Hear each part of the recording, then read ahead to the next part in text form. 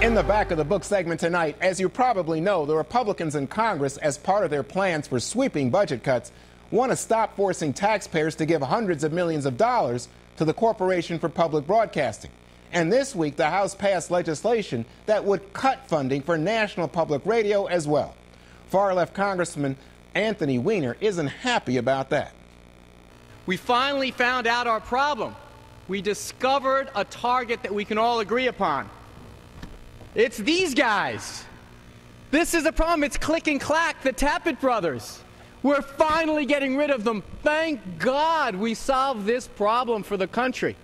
The American people are not concerned about jobs or the economy or what's going on around the world. They're staring at their radio saying, get rid of Click and Clack. Finally, my Republican friends are doing it. Kudos to you.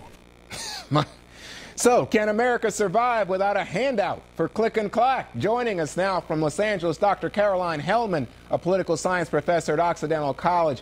Caroline, when you see Anthony Weiner go off like this and suggest that somehow this is an attack on Click and Clack, do you think he's lost his mind or what? Well, no, I think he's making a very important point that we're acting like this is a priority when the world is falling down around us. And I would go a step further and say that NPR is a really important source of mainstream news. I know they're being rebranded as being really liberal and radical, but the fact of the matter is they cover stories that no one else covers. They include viewpoints from across the political spectrum, and even conservatives and Tea Party members are coming out to defend them. So the focus on this issue, I think, is misplaced, and Representative Weiner is bringing that topic up. Well, I think you must have missed that videotape where you had NPR's #1 fundraiser said we'd be better off without federal funding. Well, you know, I'd have to disagree with him on that point. I think symbolically it's very important for us as a public to have national funding for such a thing as NPR. It is the most trusted news source, according to a recent Harris poll.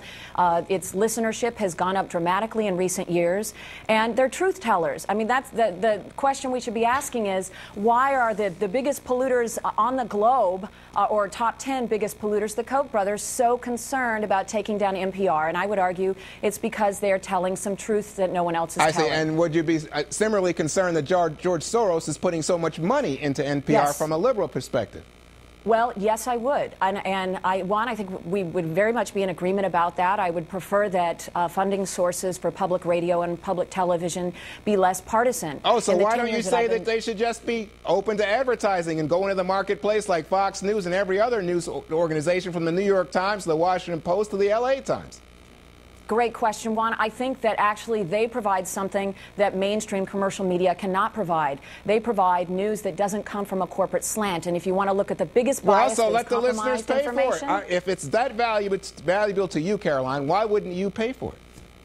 Well, I do pay for it through my taxes, and that's how I would like to pay for it, in addition to my individual contributions. Oh, I see. But wait a NPR. second, hold on. So then you're saying it's more important in terms of your tax spending than Social Security, more important than, let's say, scholarships for college children, more important than the police or the fire? You want to have that as your priority, even at a time of fiscal constraints? Well, Juan, our fiscal constraints are the result of tax cuts for the wealthy, whose wealth has been growing astronomically since the early 80s, while the middle class has remained stagnant. Oh, so increase taxes to pay for NPR's budget. That's what you're saying. No, just restore taxes to an equitable place, and we will be fine. Get out of wars we can't afford and shouldn't have been in the first place. This either-or doesn't make sense to me when I look at the books and I see that we're a wealthy country that can pay for everything we prioritize. Well, unfortunately, we happen to be prioritizing corporate welfare and welfare for the wealthy. Well, let me ask you something, Caroline. Just from a journalistic point of view, do you think it's okay for one side or the other, for Soros or the Koch brothers, anybody, to be paying into the pot to tell NPR, here's what you have to do in order to get the money? We saw that in the videotape where NPR's fundraisers are even willing to do business with the Muslim Brotherhood. I think that's bad news. I don't think journalists should be having to work under those conditions, Caroline. Well, Juan, they did refuse the $5 million. They did vet the organization. And I actually think the video has been a bit blown out of proportion. Not only was it doctored, we do know from Chris Parker's research at the University of Washington that people who identify with the Tea Party do have a greater amount of racial resentment. I happen to agree with Schiller that your comments were bigoted. I think that if I were to say that I clutch my purse every time I walk by a black man, that might resonate with a lot of Americans. It might be their truth. truth, but it's a bigoted statement. Now, I certainly wouldn't have fired you, but I do think that there was some truth in that video that we just simply don't get to talk about because we're afraid to have actual discourse in this country. I can't believe that you just said that. You think that simply saying that what you think is evidence of bigotry, that all of a sudden it's as if you were walking by a black man, that would mean that you were a bigot if you were somewhat nervous. Let me just tell you, with the amount of black-on-black crime in America, I get nervous, and I'm a black man. So, I mean, wait a second. Well, there we go again, Juan. I would find that to be a racial profiling. It's a bigoted comment. It's a bigoted comment. Hope. Yes, I'm it the is, father just like of your black comment about young Muslims. men, and I'm saying that if you saw a couple guys walking around looking like thugs down the street late at night, you're saying, oh, I'm going to not think it through. Caroline, I think you're way off base, but look, thanks for coming in. We appreciate it greatly.